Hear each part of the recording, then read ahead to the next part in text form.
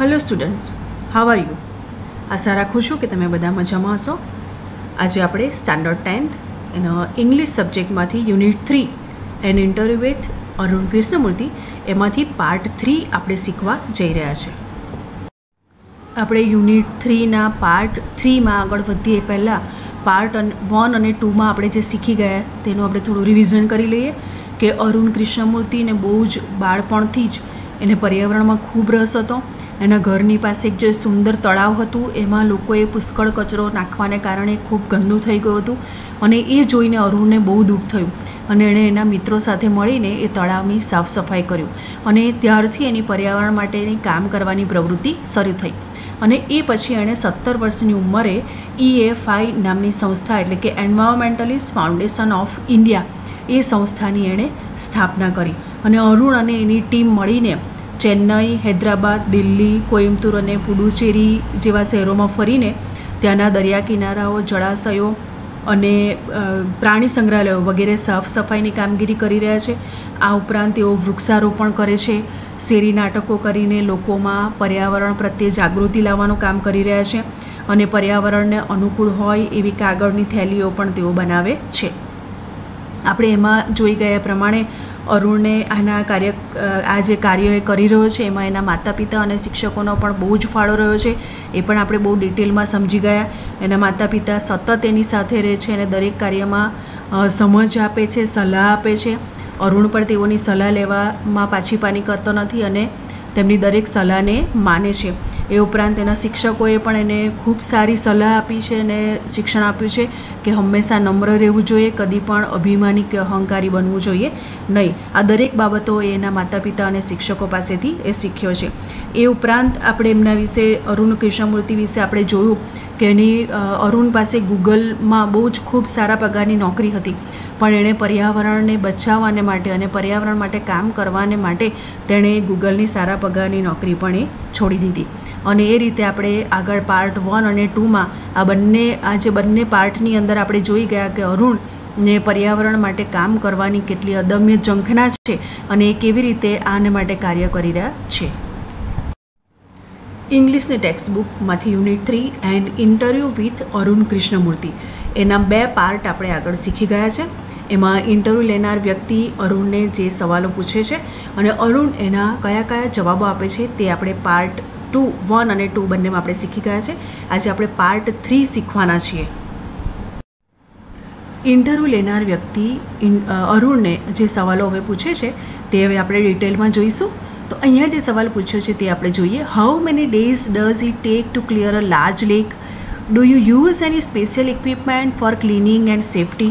અહીંયા આગળ 2 સવાલ અરુણને પૂછવામાં આવે છે અને કહે છે કે એક મોટું તળાવ સાફ કરવા માટે કેટલા દિવસ લાગે? ક્લિયર અ લાર્જ લેક એટલે મોટું તળાવ. અને બીજો સવાલ એને પૂછે છે કે તમે સફાઈ અને સુરક્ષા માટે કોઈ ખાસ સાધન વાપરો છો? અહીંયા 2 શબ્દની આજુબાજુ બોક્સ બનાવવામાં આવ્યું છે, ઇક્વિપમેન્ટ અને સેફટી. ઇક્વિપમેન્ટ એટલે કે સાધન અને સેફટી એટલે કે સુરક્ષા. તો તમે સફાઈ અને સુરક્ષા માટે કોઈ ખાસ સાધન વાપરો છો? તો એના જવાબમાં અરુણ શું કહે છે તે આપણે જોઈએ. Depending on the size of the lake and the amount of garbage. અહીંયા એમ કહે છે કે depending on the size of the lake એટલે કે તળાવના કદ પર એ આધાર રાખે છે એન્ડ અમાઉન્ટ ઓફ ગાર્બેજ એટલે કે કચરો અને કચરાનો જથ્થો કેટલો છે એની પર આધાર રાખે છે કે એ સાફ કરતાં કેટલો સમય લાગશે. It can take anywhere between 5 days and 3 months two completely clean a lake. એટલે કે લગભગ 5 દિવસથી માંડીને 3 મહિના સુધીનો સમય લાગી શકે છે એક તળાવને સાફ કરવા માટે. અને શેની પર આધાર રાખે છે? તો તળાવના કદ પર અને એની અંદર કચરાનો જથ્થો કેટલો છે એના પર આધાર રાખે છે. અને આગળ જુઓ, we have our tools like rakes and spades. એમની પાસે સાધનો છે. કેવા પ્રકારના ટૂલ એટલે સાધનો? રેક્સ એન્ડ સ્પેડ્સ 2 સાધનોના નામ આપેલા છે. રેક એટલે દાંતી અને સ્પેડ એટલે પાવડો. અને આપણે ચિત્રમાં પણ અરુણને એ સાધનોનો ઉપયોગ કરતા જોઈ શકીએ છીએ અને એ સાધનો દ્વારા એ લોકો તળાવના સાફ સફાઈના કામ કરે છે. અહીંયા આગળ જે શબ્દો આપ્યા છે ગુજરાતી મિનિંગ સાથે એ પણ એકવાર જોઈ લઈએ. ઇક્વિપમેન્ટ એટલે સાધન, સેફટી એટલે સુરક્ષા, રેક એટલે દાંતી, સ્પેડ એટલે પાવડો. અરુણને જે આગળ બીજો સવાલ પૂછવામાં આવે છે તે આ પ્રમાણે છે. What kind of protective gear do you use? Can you describe the cleaning process briefly? બે સવાલ પૂછ્યા છે. એમાં એક સવાલ છે કે સુરક્ષા માટે તમે કયા પ્રકારના સાધન સરંજામનો ઉપયોગ કરો છો, અને બીજું છે કે શું તમે જે સફાઈ પ્રક્રિયા કરો છો એનું ટૂંકમાં વર્ણન કરી શકો? બે શબ્દની આજુબાજુ બોક્સ બનાવેલું છે, ત્યાંથી જુઓ. પ્રોટેક્ટિવ ગિયર એટલે સુરક્ષા માટેના સરંજામ. એટલે અરુણને સવાલ પૂછે છે કે તમે જ્યારે આ બધી સાફ સફાઈ કરો છો ત્યારે તમે કેવા પ્રકારના સાધનોનો ઉપયોગ કરો છો સુરક્ષા માટે? અને બીજો સવાલ એને પૂછે છે કે તમે જે આ સાફ સફાઈની પ્રક્રિયા કરો છો એનું તમે ટૂંકમાં વર્ણન કરી શકો? બ્રીફલી એટલે કે ટૂંકમાં. તો એનો જવાબ અરુણ શું આપે છે તે આપણે જોઈએ. We wear nose mask, sanitary gloves and carry rakes and spades with which we collect the garbage and dump it into collection buckets which are taken to the garbage trunk. અહીંયા એ લોકો કહે છે કે અમે નોઝ માસ્ક એટલે નાક માટે mask પહેરીએ છીએ અને હાથ માટે અમે મોજાનો ઉપયોગ કરીએ છીએ. સેનિટરી ગ્લોવ્સ અહીંયા લખેલું છે, હાથમાં પહેરવાના મોજા જે આરોગ્ય માટે ઉપયોગમાં આપણે લઈએ છીએ તે. અને તેઓની સાથે રેક્સ અને સ્પેડ્સ એ બંને શબ્દ આગળ આપણે જોઈ ગયા. દાંતી અને પાવડો તે સાધનોનો ઉપયોગ એ લોકો કરે છે અને એના વડે કચરો એકઠો કરીને કલેક્ટ ગાર્બેજ એટલે કચરો એકઠો કરે છે એ સાધનો વડે. And dump it into collection buckets. Dump એટલે કે ઠાલવવું. અને જે મોટી ડોલ જે છે તેની અંદર એ લોકો એકઠું કરે છે કચરો. Which are taken to the garbage truck. અને પછી એને જે કચરા માટેની જે ટ્રક જે સ્પેશિયલ એ લોકોએ રાખી છે તેની અંદર એ કચરો ઠાલવે છે.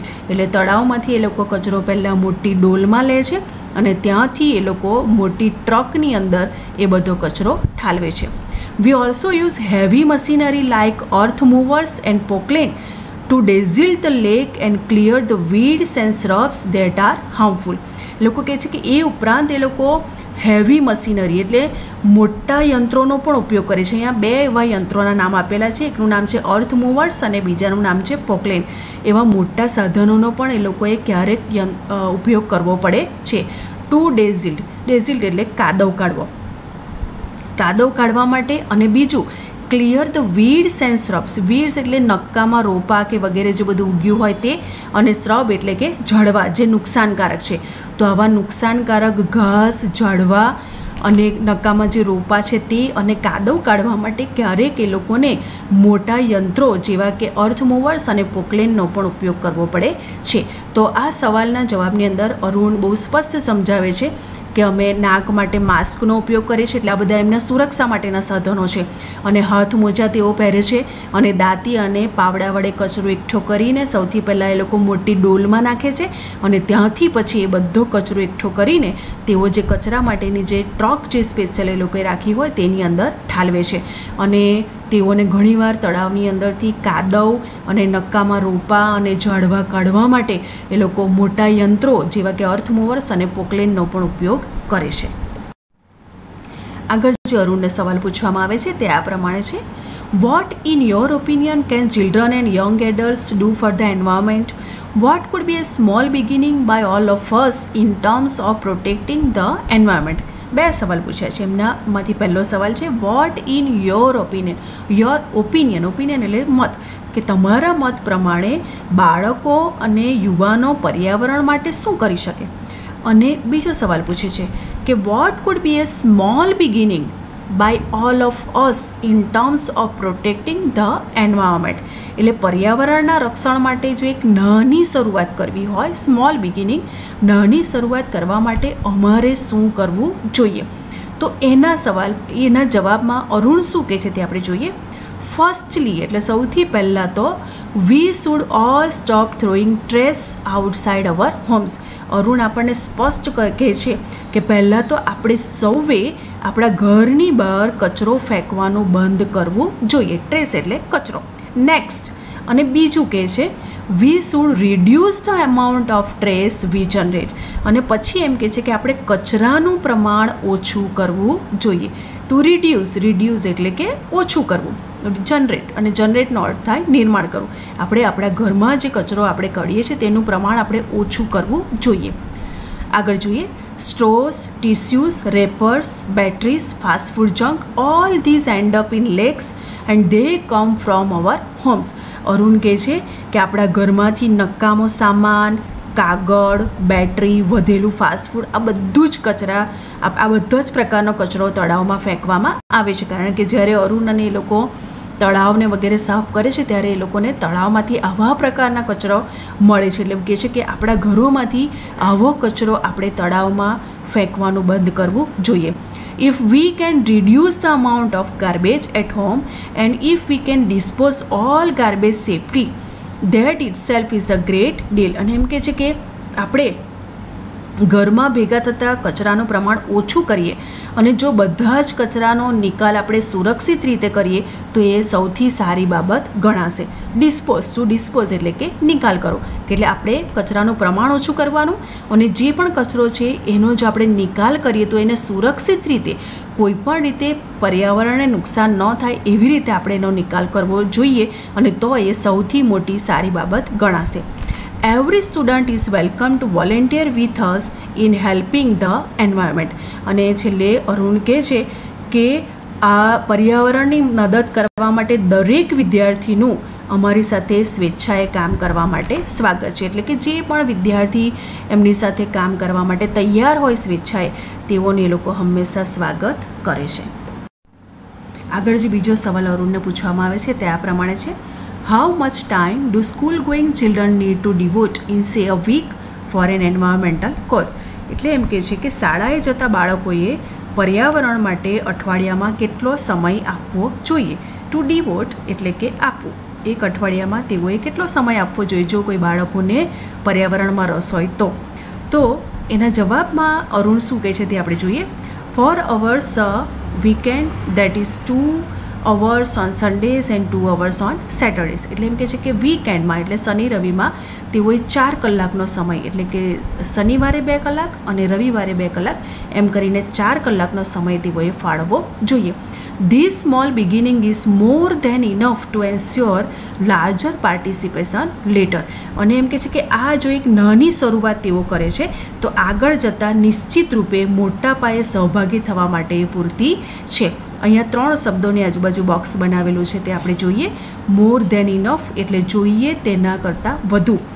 એન્શ્યોર એટલે કે નિશ્ચિત કરવું અથવા ખાતરી કરવી અને પાર્ટિસિપેશન એટલે કે ભાગીદાર બનવું અથવા તો સહભાગી બનવું, કોઈ કાર્યમાં ભાગીદાર બનવું.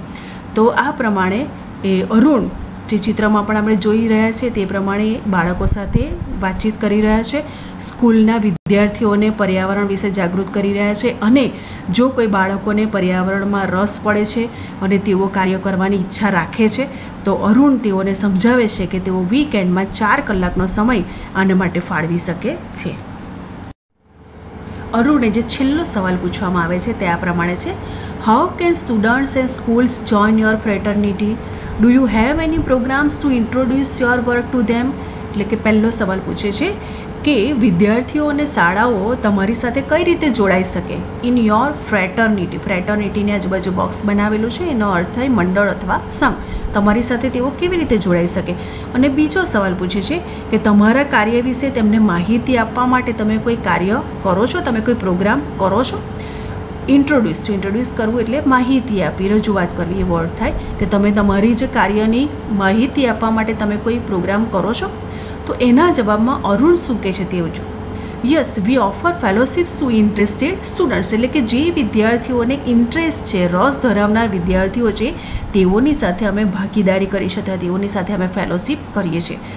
Our program looks at young animal lovers, young wildlife photographers, filmmakers, theatre artists and scientific researchers.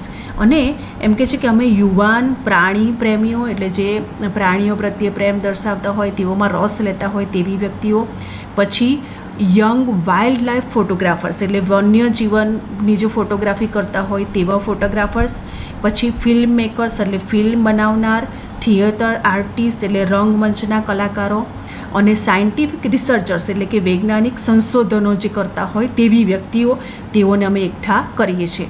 We give them training in this areas and gate them actively involve in all hour work. અને એમ કહે છે કે તેઓને અમે તાલીમ આપીએ છીએ અને અમારી બધી પ્રવૃત્તિઓમાં તેઓને સક્રિય કરીએ છીએ. અહીંયા આગળ ઇન્વોલ્વ ઇનનો અર્થ થાય માં સમાવેશ કરવો. તેઓને અમે તાલીમ આપીને અમારી પ્રવૃત્તિઓમાં સક્રિય કરીએ છીએ. અને છેલ્લી લાઈન જુઓ, our youngest volunteer is in class 3.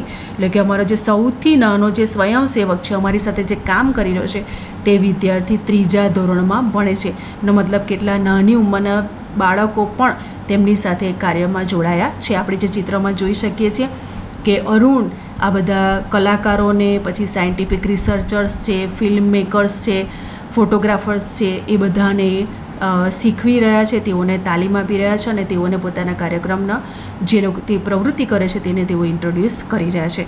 તો આ રીતે આપણે આખા લેસનમાં જોયું કે ઇન્ટરવ્યૂ લેનાર વ્યક્તિ અરુણને અલગ અલગ સવાલ પૂછે છે અને અરુણ એમના જે કંઈ જવાબ આપે છે એના પરથી આપણને પણ ઘણું બધું શીખવાનું મળે છે કે આ યુવાન વ્યક્તિ એ પર્યાવરણ માટે કેટલું સરસ રીતે કાર્ય કરી રહ્યા છે. હું આશા રાખું છું તમે યુનિટ 3ના 3 પાર્ટ 1, પાર્ટ 2 અને પાર્ટ 3માં તમને સારી રીતે સમજ પડી હશે. અને પાર્ટ 3માં આપણે જે કંઈ શીખ્યા એમાંથી આ 2 સવાલ અહીંયા તમને આપ્યા છે, તેનો પેરેગ્રાફમાંથી શોધવાનો પ્રયત્ન કરજો. First one is what advice does Arun give us, એટલે અરુણ આપણને શું સલાહ આપે છે. અને number 2, what is found in lakes, એટલે તળાવોમાંથી શું મળે છે. એટલે અરુણ અને એની ટીમ જ્યારે તળાવને વગેરે સાફ કરે છે ત્યારે એમાંથી કેવા પ્રકારનો કચરો તેઓને મળે છે. આ બંને સવાલના જવાબ તમારે ટેક્સ્ટ બુકના પેરેગ્રાફમાંથી શોધીને લખવાના છે.